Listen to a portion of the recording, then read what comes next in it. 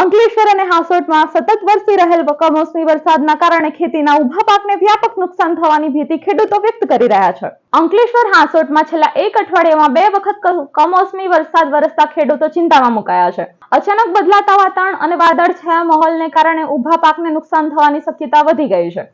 ખાસ કરીને ઘઉં, તુવેર, ચણા અને અડદના પાક પર માઠી અસર થવાની ભીતિ વ્યક્ત થઈ રહી છે। પાક હાલ વિકાસના મહત્વપૂર્ણ તબક્કામાં હોવાથી વરસાદી ભેજ અને ભીનાશના કારણે ઉપજ ઘટવાની શક્યતા છે।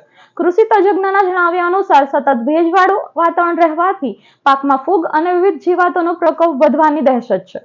આ ઉપરાંત વાતાવરણની અસમાનતાને કારણે કેરીના પાકને પણ અસર થવાની શક્યતા જણાઈ રહી છે। માવઠું અને ઠંડા પવનોને કારણે કેરીના મોર પર અસર પડી શકે છે, જેના પરિણામે ઉત્પાદન ઘટી શકે છે। કૃષિ નિષ્ણાંતોએ ખેડૂતોને પાકની નિયમિત દેખરેખ રાખવા અને જરૂર મુજબ યોગ્ય પ્રમાણમાં જંતુનાશક દવાનો ઉપયોગ કરવાની સલાહ આપી છે। સાથે જ પાણીના યોગ્ય નિકાલની વ્યવસ્થા કરવાની પણ સૂચના આપવામાં આવી છે। અંકલેશ્વર અને હાસોટ તાલુકામાં મુખ્યત્વે રવિ સિઝનમાં ઘઉં, શેરડી, શાકભાજી, ઘાસચારો, ચણા અને અંકલેશ્વરમાં જુવારની ખેતી થાય છે।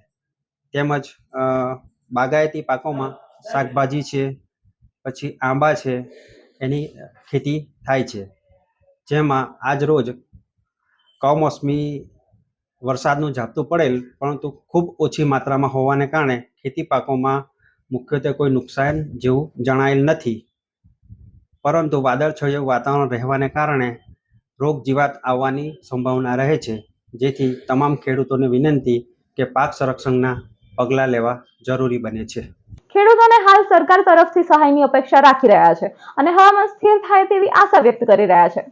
ચાલો, હું આંબાની ખેતી સાથે સંકળાયેલ છું, છતાં ઘઉં વગેરેની ખેતી કરું છું।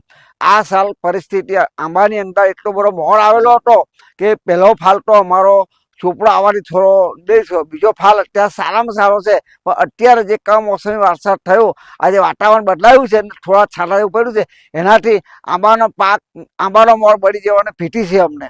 એટલે આંબાના પાકને ઘણું નુકસાન થયું છે।